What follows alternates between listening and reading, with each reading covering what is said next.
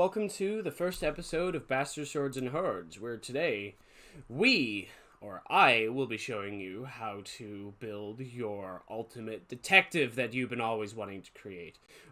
This build will go up to level 6, so I'm going to take you step by step on how to create this character. So you can either do it two of one ways. How I did it is I just used OrcPub. OrcPub is just honestly the best way of just building character sheets. It's easy, it's streamlined, it takes the process of having to flip through the books just a little bit easier.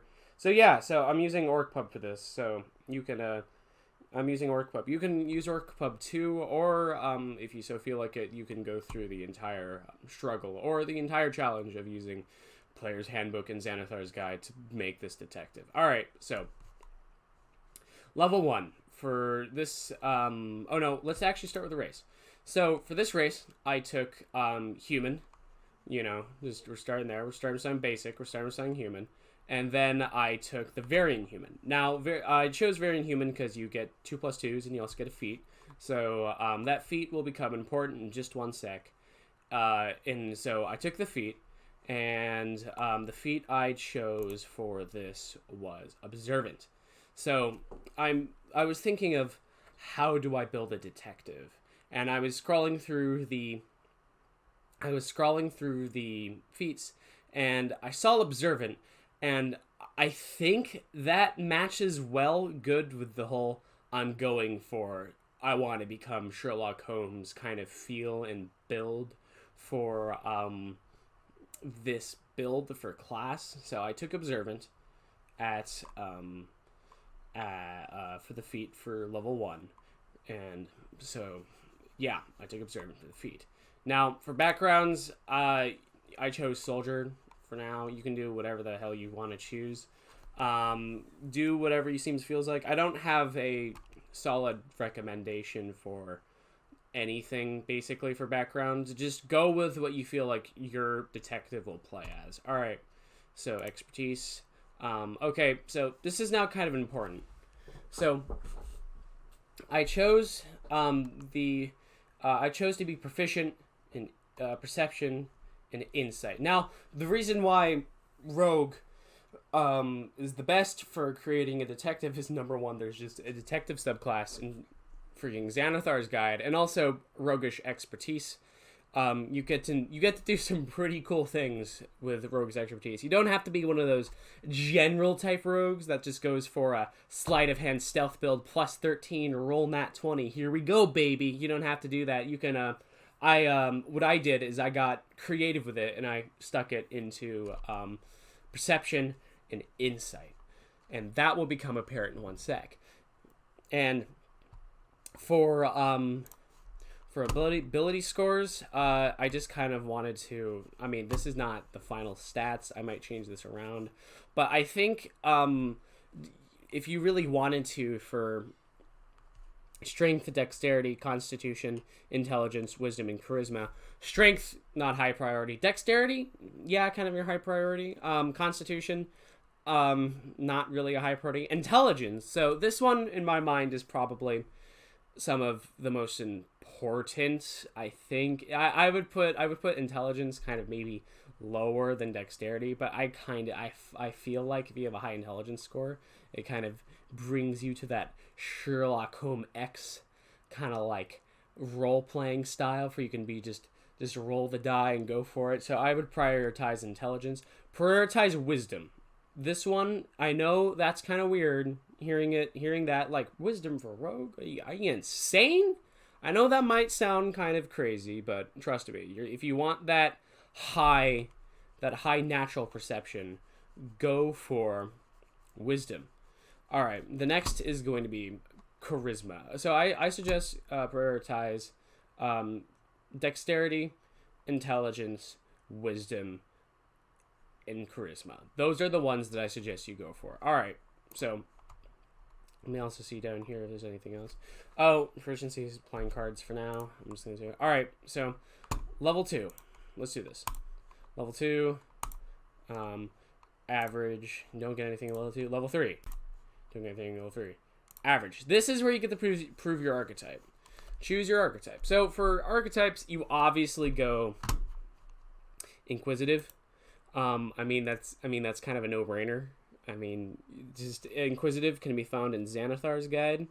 So yeah, go inquisitive for the rogue background. All right, now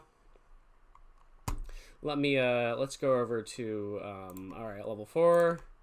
All right, average. You get some cool stuff. Let's go over what you actually can do for abilities really quickly for the build. All right, so features. All right. So an ear for detail. No, an ear for detail. My bad. So an ear for detail is pretty cool because you get an ability. It's on screen, so you can read it. You get an ability which basically allows you just to, if you roll below a, so if someone's lying to you, you can basically be like, hey, I know you're lying, and I know you were the person that went and stole the sheep from the townsmen, so you can go do that. And what this ability allows you to do is if you roll a 7 or lower, you can try that out for an 8. Yes, and from what I checked, you can do that I think an unlimited amount of times. So you always know when someone is lying, so that is really cool. Now, an eye for detail. This is probably one of my favorite abilities that you can do for starting for this level. So at level 3, you make a check and you roll a d20, add your wisdom and insight onto it, and then they have to make a deception check. And if they succeed, this ability is not active, but if you succeed, now this is really cool. You can use this on a bonus action, but you can only use this on one target, but it lasts for 10 rounds, which is really, really cool. So what this ability allows you to do is use your sneak attack without needing to have advantage. That, in my opinion, is probably one of the most overpowered things in this entire area. Basically the same thing. Now, I messed up creating the thing in OrcPub. This right here is the exact same as this up here. They just have different names, so I just mixed that up putting that in. All right, so those are some of the cool traits that you get for choosing the subclass. If you choose the subclass, you know what type of build you're going for. So yeah, all right. So level 5 here. So level 5, nothing really happens at level 5, but at level 6, this is where it gets kind of important.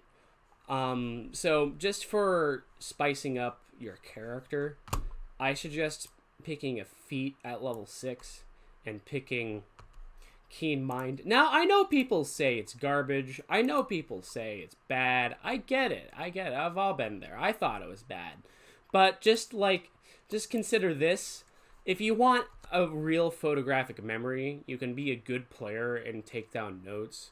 Or you can just be the Sherlock Holmes of the group and literally just recall absolutely everything from the past month, which in my opinion is pretty fun, just to be the know-it-all of the group. All right, so average this. All right, so now for so this is kind of important.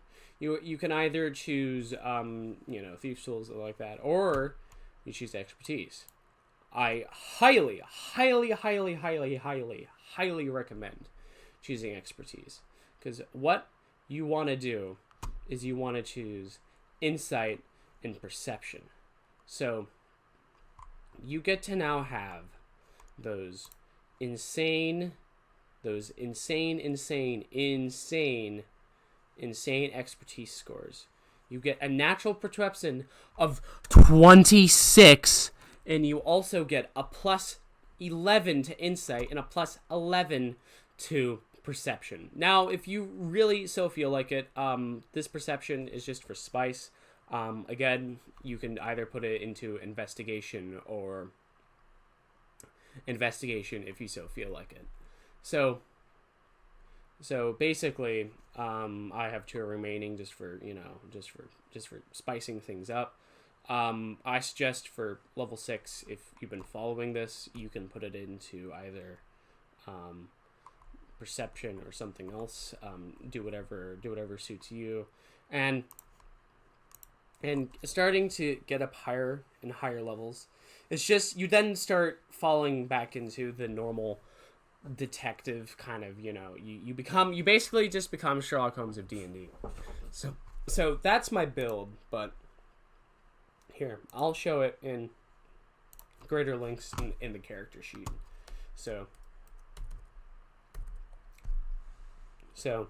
you can take a look at my stats if you so please.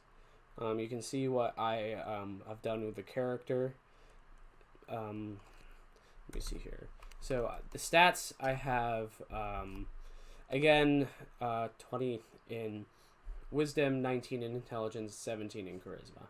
I prioritize these because I guess if you're picking this subclass, I guess you're kind of not going to be a main frontline combat guy. I presume you're going to be doing the whole role-playing thing. You can feel free to do that as you like.